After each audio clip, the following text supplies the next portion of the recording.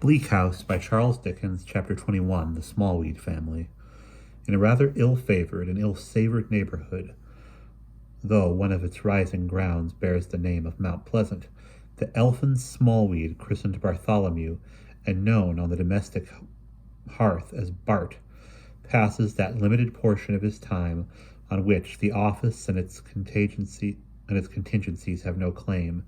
He dwells in a little narrow street, always solitary, shady, and sad, closely bricked in on all sides like a tomb.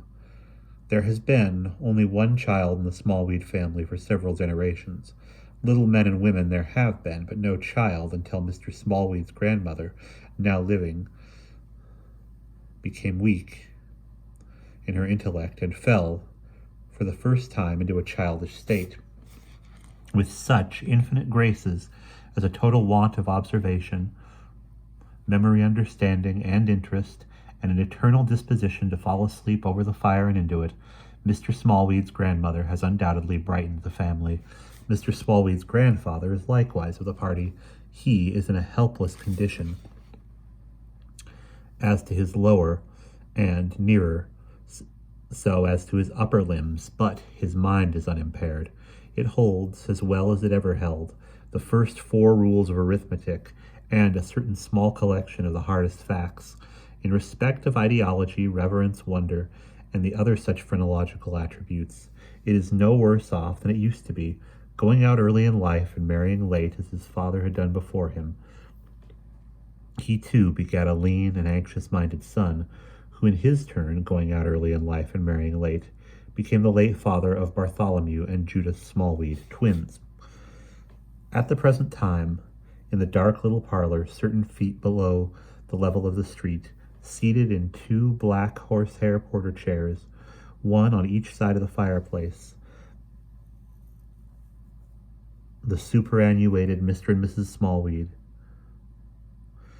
while away the rosy hours. On the stove are a couple of trivets for the pots and kettles, which is Grandfather Smallweed's usual occupation to watch, and projecting from the chimney-piece between them is a sort of brass gallows for roasting, which he also superintends when it is in action. Under the venerable Mr. Smallweed's seat, and guarded by his spindle legs, is a drawer in his chair, reported to contain property to a famous amount. Beside him is a spare cushion, with which he is always provided, in order that he may have something to throw at the venerable partner of his respected age, whenever she makes an allusion to money, a subject on which he is particularly sensitive. "And where's Bart?" Grandfather Smallweed inquires of Judy, Bart's twin sister. "He ain't come in yet," says Judy. "It's his tea time, isn't it?" "No." "How much do you mean to say it wants, then?" 10 minutes. "Oh," said Grandfather Smallweed, 10 minutes. Grandmother Smallweed, who has been mumbling and shaking her head at the trivets, hearing figures mentioned, connects them with money, and screeches like a horrible old parrot without any plumage. 10 £10 notes!" Grandfather Smallweed immediately throws the cushion at her. "Drat you, be quiet," says the good man. The effect of this act of ejaculation is twofold. It not only doubles up Mrs. Smallweed's head against the side of her porter's chair, and causes her to present, when extracted by her granddaughter, a high, unbecoming state of cap, but the necessary exertion recoils on Mr. Smallweed himself, whom it throws back into his porter's chair like a broken puppet. The excellent old gentleman, being at these times a mere clothes bag with a black skull cap on top of it, does not present a very animated appearance until he has undergone the 2 operations at the hands of his granddaughter, of being shaken up like a great bottle and poked and punched like a great bolster. Judy, the twin, is worthy company for these associates. She is so indubitably sister to Mr. Smallweed the younger that the 2 kneaded into one would hardly make a young person of average proportions. Judy never owned a doll, never heard of Cinderella, never played at any game. It is doubtful whether Judy knows how to laugh. She has so rarely seen the thing done that the probabilities are strong the other way. And her twin brother couldn't wind up a top for his life. He knows no more of Jack the Giant Killer or Sinbad the Sailor than he knows of the people than he knows of the people in the stars. He could as soon play at leapfrog or at cricket as change into a cricket or frog himself. But he is so much the better off than his sister that his narrow world of fact, that on his narrow world of fact an opening has dawned into such a broader region as to lie within the ken of Mr. Guppy. Hence his admiration and his emulation of that shining enchanter. Judy, with a gong-like clash and clatter, sets one of the sheet iron tea trays on the table and arranges cups and saucers. The bread she puts on the iron basket. The bread she puts on in an iron basket, and the butter, and not much of it, in a small pewter plate. Grandfather Smallweed looks hard after the tea as it is served out, and asks Judy where the girl is. "Charlie, do you mean?" asks Judy. This touches a spring in Grandmother Smallweed, who, chuckling as usual at the trivets, cries, "Over the water, Charlie, over the water, Charlie, over the water to Charlie," and becomes quite energetic about it. Grandfather looks at the cushion, but has not sufficiently recovered his late exertion. "Ha!" he says when there is silence. "She eats a deal. It would be better to allow her for her keep." Judy, with the brother's wink, shakes her head and purses up her mouth into a no without saying it. "No," returns the old man. "Why not?" "She wants a 6pence a day, and we can do it for less," says Judy. Judy calls as she scrapes the butter on the loaf, with every precaution against waste, and cuts it into slices. "You, Charlie, where are you?" Timidly obedient to the summons, a little girl in a rough apron and a large bonnet, with her hands covered with soap and water and a scrubbing brush in one of them, appears and curtsies. "What work are you about now?" says Judy. "I'm a-cleaning the upstairs back room, miss," replies Charlie. "Mind you do it thoroughly and don't loiter. Shirking won't do for me. Go along," cries Judy, with a stamp upon the ground. "You girls are more trouble than you're worth by half." On this severe matron, as she returns to her task of scraping the butter and cutting the bread, falls the shadow of her brother, looking in at the window, for whom, knife and loaf in hand, she opens the street door. "Eh, Bart," says Grandfather Smallweed. "Here you are, eh?" His grandson takes a chair at the tea table. The four old faces then hover over teacups, like a company of ghastly cherubim. Mrs. Smallweed, perpetually twitching her hand and chattering at the trivets, and Mr. Smallweed requiring to be repeatedly shaken up like a large black draft. "Now, if everyone is done," said Judy, "I'll have that girl in to her tea. She would never leave off if she took it by herself in the kitchen." Charlie is accordingly introduced, and under a heavy fire of eyes, sits down on her basin and a druidical ruin of bread and butter. And so disperses the druidical ruins that Miss Smallweed charges her not to gourmandize, which, "in you girls," she observes, "is disgusting." Charlie might find some more difficulty in meeting her views on the general subject of girls, but for a knock at the door. "See who it is and don't chew when you open it," cries Judy. The object of her attentions withdrawing for the purpose, Miss Smallweed takes the opportunity of jumbling the remainder of the bread and butter together, and launching 2 or 3 dirty teacups into the ebb tide of the basin of tea, as a hint that she considers the eating and drinking terminated. "Now, who is it and what's wanted?" says the snappish Judy. It is one Mr. George, it appears. Without other announcement or ceremony, Mr. George walks in. "Whew," says Mr. George. "You are hot in here. Always a fire, eh? Well, perhaps you do right to get used to one." Mr. George makes the latter remark to himself as he nods to Grandfather Smallweed. "Ho, it's you," cries the old gentleman. "Howdy do, howdy do." "Middling," replies George, taking a chair. "Your granddaughter I have had the honor of seeing before. My service to you, miss." "This is my grandson," says Grandfather Smallweed. "You han't seen him before. He is in the law, and not much at home." "My service to him, too. He is like his sister. He is devilish like his sister," says Mr. George, laying a great and not altogether complimentary stress on his last adjective. "And how does the world use you, Mr. George?" Grandfather Smallweed inquires, rubbing his knees. "Pretty much as usual, like a football." He is a swarthy brown man of 50, well-made and good-looking, with crisp dark hair, bright eyes, and a broad chest. His sinewy and powerful hands, as sunburnt as his face, have evidently been used to a pretty rough life.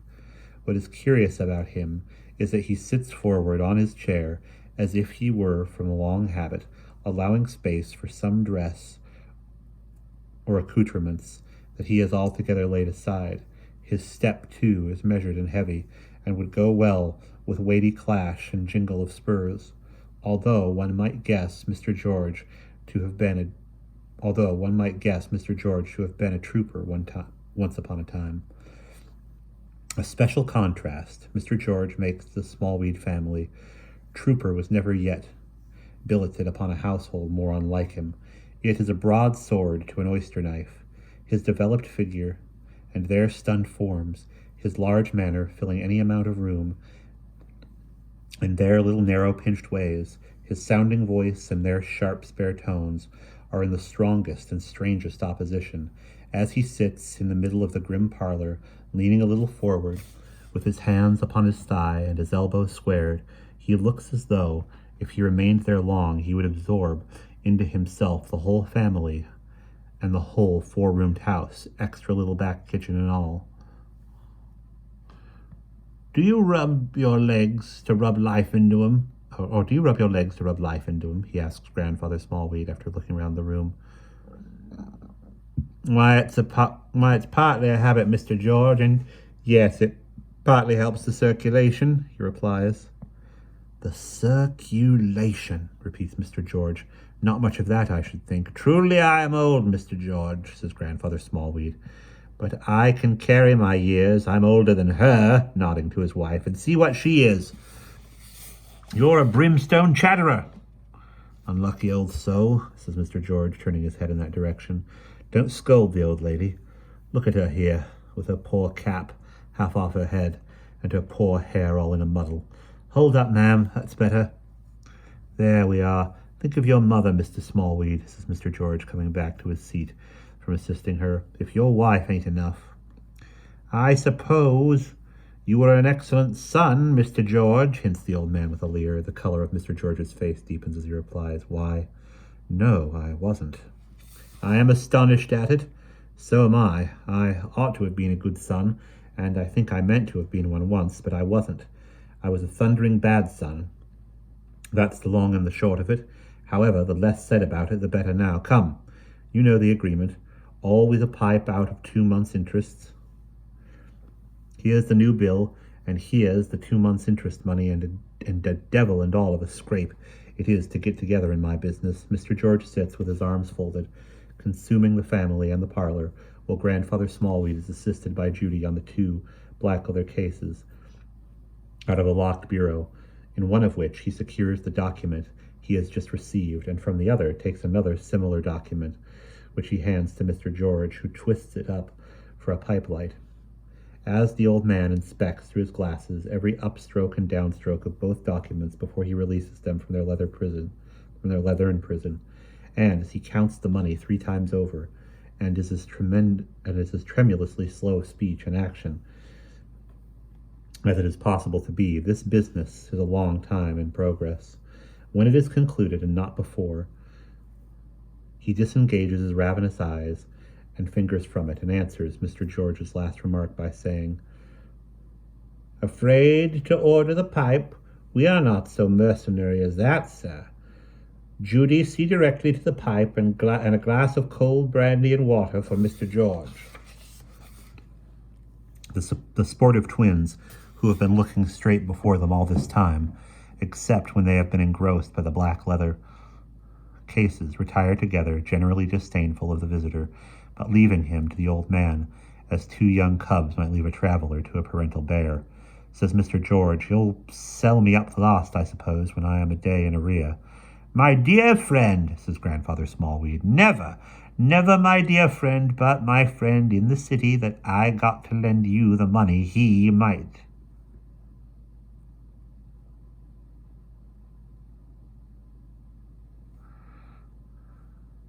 "Oh, you can't answer for him," says Mr. George, finishing the inquiry in his lower key, with the words, "You lying old rascal." "My dear friend, he is not to be depended on. I wouldn't trust him. He will have his bond, my dear friend." "Devil doubt him," said Mr. George. Charlie, appearing with a tray, on which there are a pipe, a small paper of tobacco, and the brandy and water, he asks her, "How do you come here? You haven't got that family face." "I goes out to work, sir," returns Charlie. The trooper, if trooper he be, or have been, takes her bonnet off with a slight touch for so strong a hand, and pats her on the head. "You give the house almost a wholesome look. It wants a bit of youth as much as it wants fresh air." Then he dismisses her, lights her pipe, and drinks to Mr. Smallweed's friend in the city, the one solitary flight of that esteemed old gentleman's imagination. "So you think he might be hard upon me, eh?" "I think he might. I am afraid he would. I have known him to do it," says Grandfather Smallweed, 20 times. The trooper looks at Mr. Smallweed with grave attention. "I take it," he says, "that I am the only man alive, or dead either, that gets the value of a pipe out of you." "Well," returns the old man, "it's true that I don't see company, Mr. George, and that I don't treat. I can't afford to it. But as you, in your pleasant way, made your pipe a condition, why, it's not for the value of that. That's no great thing. It was a fancy to get it out of you, to have something in for my money." "Hadn't you no relations now," asked Grandfather Smallweed with a twinkle in his eyes, "who would pay off this little principal, or who would lend you a good name or two that I could persuade my friend in the city to make you a further advance upon? 2 good names would be sufficient for my friend in the city. Hadn't you no such relations, Mr. George?" Mr. George, composedly smoking, replies, "If I had, I shouldn't trouble them. I have been trouble enough to my belongings and my duty. It may be a very good sort of penitence in a vagabond who has wasted the best time of his life to go back then to decent people that he never was a credit to, and live upon them, but it's not my sort. The best kind of amends, then, for having gone away, is to keep away, in my opinion." Grandfather Smallweed has been gradually sliding down in his chair since his last adjustment, and is now a bundle of clothes and a voice, with a voice in it calling to Judy. That hoary appearing shakes him up in the usual manner. "Ha!" he observes, when he is in trim again. "If you could have traced out the captain, Mr. George would have been the making of you. If, when you first came here, in consequence of our advertisements in the newspapers, when I say our, I'm alluding to the advertisements of my friend in the city, and the 1 or 2 others who embark their capital in the same way, if, at that time, you could have helped us, Mr. George, it would have been the making of you. I was willing enough to be made, as you call it," says Mr. George, smoking not quite so placidly as before. For since the entrance of Judy, he has been in some measure disturbed by a fascination, not of the admiring kind, which obliges him to look at her. "But on the whole, I am glad I wasn't now." "Why, Mr. George, in the name of brimstone, why?" says Grandfather Smallweed, with a plain appearance of exasperation. "For 2 reasons, comrade." "And what 2 reasons, Mr. George?" "In the first place," returns Mr. George, but still looking at Judy as if, she being so old and so like her grandmother, it is indifferent which of the 2 he addresses, "you gentlemen took me in. You advised that Mr. Hawdon, Captain Hawdon, if you hold on to saying, once a captain, always a captain, was to hear of something to his advantage. Well, returns the old man shrilly and sharply. Well, says Mr. George, smoking on, it wouldn't have been much to his advantage to have been clapped into prison by the whole bill and judgment trade of London. How do you know that? Some of his rich relations might have paid his debts or compounded for 'em. Besides, he had taken us in. He owed us immense sums all round. I would sooner have strangled him than had no return. If I sit here thinking of him, snarls the old man, holding up his impotent 10 fingers, I want to strangle him now. I don't need to be told, returns the trooper, taking his pipe from his lips for the moment, that he carried on heavily and went to ruin. I have been at his night hand many a day when he was charging upon ruin full gallop. I was with him when he was sick and well, rich and poor. I laid this hand upon him after he had run through everything and broken down everything beneath him, when he held a pistol to his head. I wish he had let it off, says the benevolent old man, and blown his head into as many pieces as he owed pounds. That would have been a smash indeed, returns the trooper coolly. Anyway, he had been young, hopefully, and handsome in the days gone by, and I am glad I never found him when he was neither. That's reason number 1. I hope number 2's as good, snarls the old man. Why, no. It's more of a selfish reason. If I had found him, I must have gone to the other world to look. He was there. How do you know he was there? Don't lose your temper as well as your money, says Mr. George, calmly knocking the ashes out of his pipe. He was drowned long before. I am convinced of it. He went over the ship's side. Whether intentionally or accidentally, I don't know. Perhaps your friend in the city does. Do you know what that tune is, Mr. Smallweed? He adds, after breaking off to whistle one accompanied on the table with the empty pipe. Tune, replies the old man. No, we never have tunes here. That's the dead march in Saul. They bury soldiers to it, so it's the natural end of the subject. Now, if your pretty granddaughter, excuse me, miss, will condescend to take care of this pipe for 2 months, we shall save the cost of one next time. Good evening, Mr. Smallweed. Mr. George, with a parting salutation to the scornful Judy, strides out of the parlor, clashing imaginary sabers as he goes. He makes his way on that curious region lying about the Haymarket and Leicester Square, which is a center attraction to indifferent foreign hotels and indifferent foreigners, racket courts, fighting men, swordsmen, foot guards, old china, gaming houses, exhibitions, and a large medley of shabbiness and shrinking out of sight. Penetrating on the hearth of the region, he arrives by a court and a long whitewashed passage at a great brick building composed of bare walls, floors, roof rafters, and skylights, on the front of which, if it can be said to have any front, is painted George's Shooting Gallery, etc. Into George's Shooting Gallery, etc. he goes, and in it there are gas lights, partly turned off now, and 2 whitened targets for rifle shooting, the archery accommodation, and fencing appliances, and all necessities for the British art of boxing.